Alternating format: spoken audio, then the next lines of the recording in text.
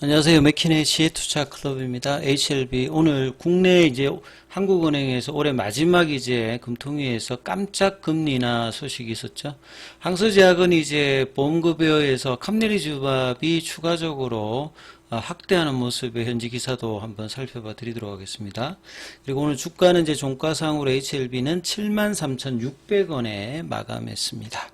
자, 오늘 이제 우리 쪽에서 이제 금통이 열려서 기존에는 금리가 뭐 동결 이야기들이 많았는데요.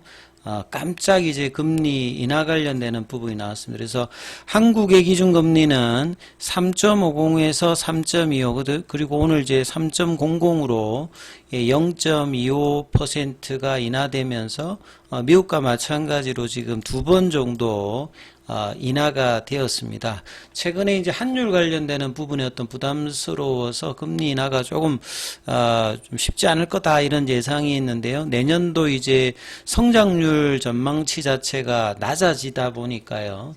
이 내수라든지 수출 관련되는 부분에서 이제 금리 인하 관련되는 부분 영향이 좀 필요하다. 이렇게 이제 생각되면서 이 기준금리 인하 관련되는 결정이 나왔다. 이렇게 좀 보시면 되겠습니다. 그래서 이 매크로 변수인 이제 금리, 환율, 뭐 유가, 뭐 이런 부분들은 시장 전체적으로 영향을 미치는데요. 특히나 이제 금리 관련되는 부분들이 바이오주에 영향을 많이 미칩니다. 이게 성장주에서 할인율에 이제 관련된 어떤 부분이기 때문에 그래서 오늘 같은 경우에는 뭐 대형주인 삼성바이오로직스라든지 셀트리온 이런 제약 바이오주 관련되는 부분에서 강한 흐름이 나왔는데 이 코스닥 쪽에서는 이제 뭐 HLB는 이제 이런 부분들의 흐름에서는 크게 영향을 받지 않는 어떤 흐름을 보였죠.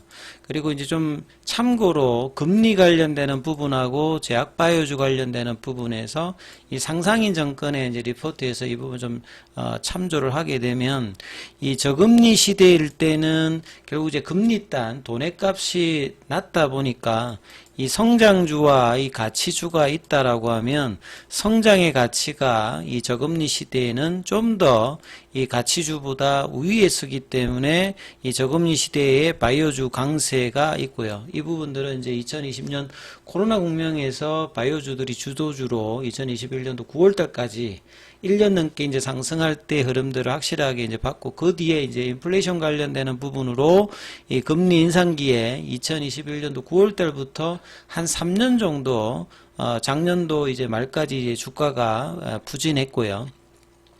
올해 이제 금리 인하 관련된 어떤 기대감으로 이제 주가가 상반기, 하반기 지속적으로 이제 강세를 좀 보였습니다만 내년도도 이제 이 금리 인하 관련되는 저금리 시기가 지속적으로 좀 되기 때문에 이 바이오주 어떤 상승 흐름들은 당분간 이 주요한 어떤 이제 금리 인하 수혜주로 계속 이제 흐름들을 갈 수 있는 어떤 상황이다. 이렇게 봐야 되겠죠.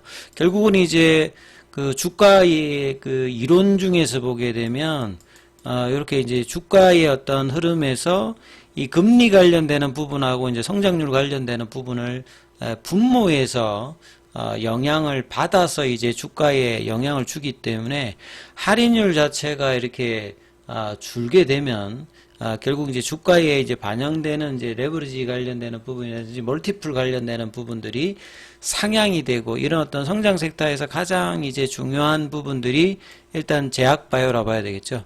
제약바이오는 말 그대로 제조가치 매출을 수익을 내면서 이제 주가가 움직인다보다는 미래에 이제 상업화되었을 때 성공했을 때 나오는 이제 현금 흐름들을 현재로 땡겨서 반영하기 때문에 이 기간들이 상대적으로 길기 때문에요.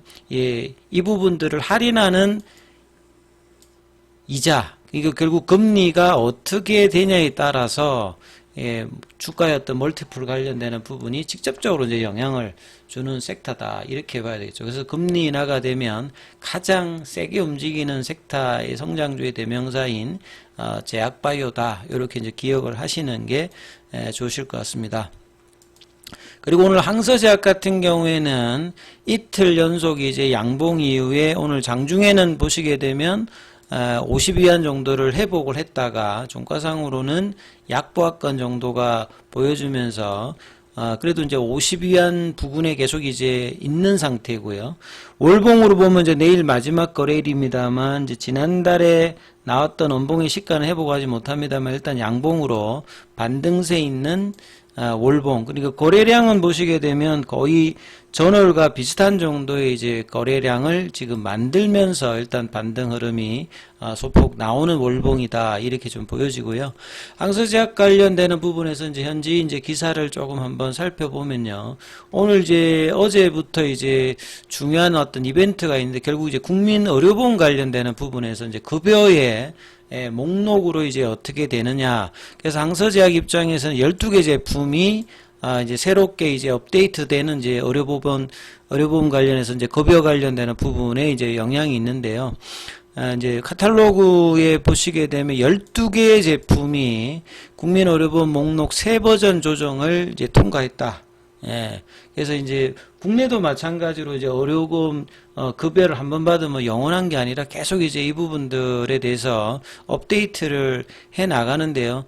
특히나 이제 캄넬리주막 관련되는 부분에서 내용을 보면 캄넬리주막 같은 경우에는 중국에서는 이제 PD-1 계열로 세 번째로 이제 허가를 받아서 지금 항서제약 입장에서는 굉장히 중요한 부분이고 리보세린과 더불어서 이제 글로벌 진출을 앞두고 있는 메인 약물 중에 하나라고 보시면 됩니다. 그래서 적응증도 9개 적응증인데 이번에 이제 폐암도 이제 포함되면서 보험급여 관련되는 부분에 해당이 된다라고 일단 보시면 되겠죠. 그래서 간암 외에도 식도암, 비인두암, 그 다음에 혈액암의 림프종, 그 다음에 이제 폐암 관련되는 부분.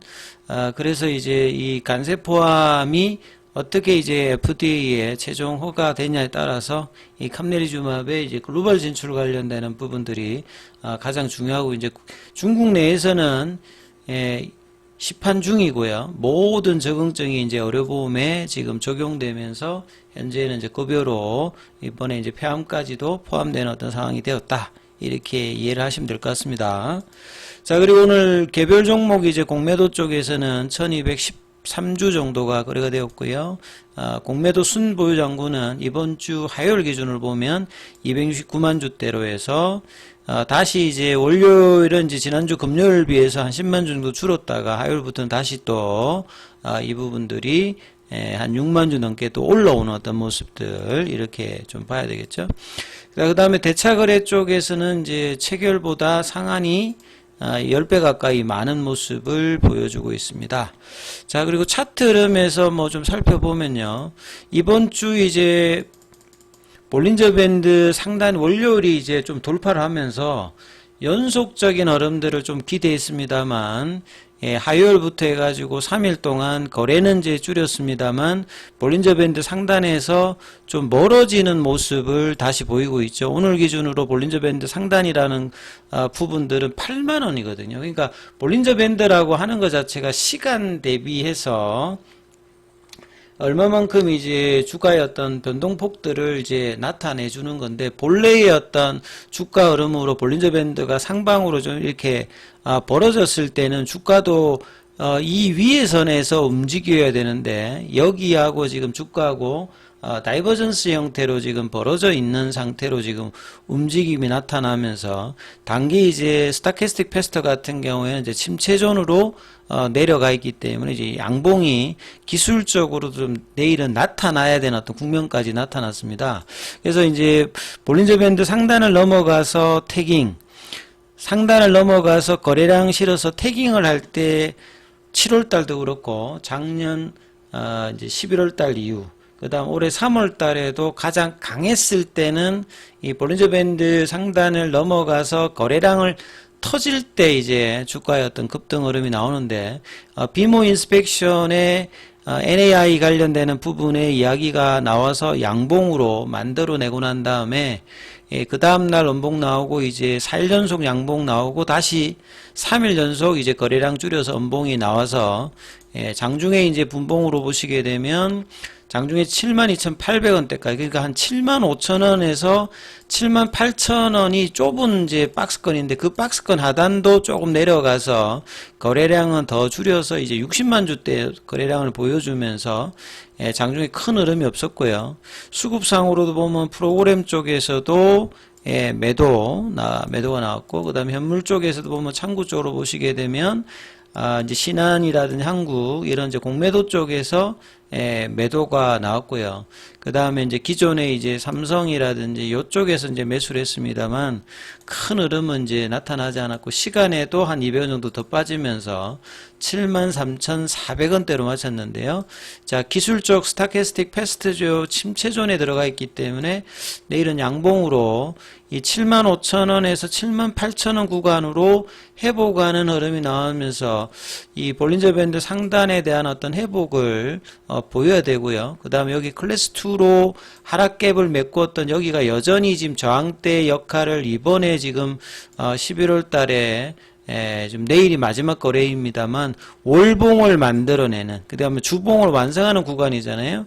그래서 주봉 차원에서 보면 이제 지난주에 이제 양봉을 내고 지금 저항대를 보면 이제 20주 이제 이평선, 그러니까 8만원대 부근에서 지금 저항을 두드려 맞는 모습을 지난주 이번주에 계속 보여주고 있고요.